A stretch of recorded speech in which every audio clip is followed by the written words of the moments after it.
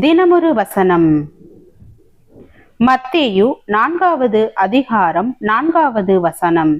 அவர் பிரதியுத்தரமாக, மனுஷன் அப்பத்தினாலே மாத்திரமல்ல, தேவனுடைய வாயிலிருந்து புறப்படுகிற ஒவ்வொரு வார்த்தையினாலும் பிழைப்பான் என்று எழுதி இருக்கிறதே என்றார். விளக்கம். மனிதர்களாகிய நமக்கு பல தேவைகள் உள்ளன. உதாரணமாக, காற்று, தண்ணீர் அல்லது உணவில்லாமல் நம்மால் உயிர் வாழ முடியாது. இந்த அத்தியாவசியமான தேவைகளோடு நாம் சுகத்துடனும் மகிழ்ச்சியுடனும் வாழ்வதற்கு மற்ற பல தேவைகளும் சந்திக்கப்பட வேண்டும். ஆனால் இந்த தேவைகள் சரீர பிரகாரமான, மன ரீதியான அல்லது சமுதாய ரீதியானவை மட்டுமல்ல, அவை ஆவிக்கு உரியவையும் கூட.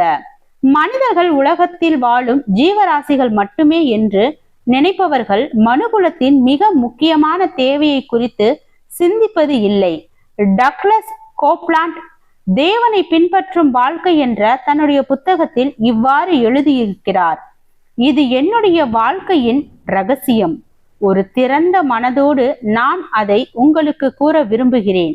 எனக்கு தேவன் தேவை என்பதே அந்த ரகசியம். தேவன் இல்லாமல் என்னால் வாழ முடியாது. நான் மற்றவர்களுக்கு கொடுப்பதற்கு அவருடைய உதவி எனக்கு தேவை.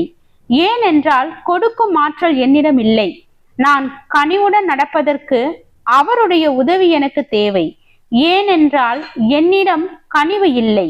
நான் மற்றவர்களை நேசிப்பதற்கு அவருடைய உதவி எனக்கு தேவை. ஏனென்றால் என்னிடம் அன்பு இல்லை. உங்களுக்கு தேவன் தேவை என்பதை உணர்கிறீர்களா? 42ஆம் சங்கீதத்தை எழுதின தாவீதுக்கு அந்த தேவை இருந்தது. இயேசு கிறிஸ்துவுடன் ஒரு தனிப்பட்ட உறவு முறையை பெறுவதன் மூலம் அந்த தேவையை சந்திக்க முடியும். நீங்கள் உங்களுடைய பாவத்தை அறிக்கை செய்து தேவன் உங்களை மன்னிப்பார் என்பதை விசுவாசிக்கும் போது அவர் உங்களை நிச்சயமாக மன்னிப்பார்.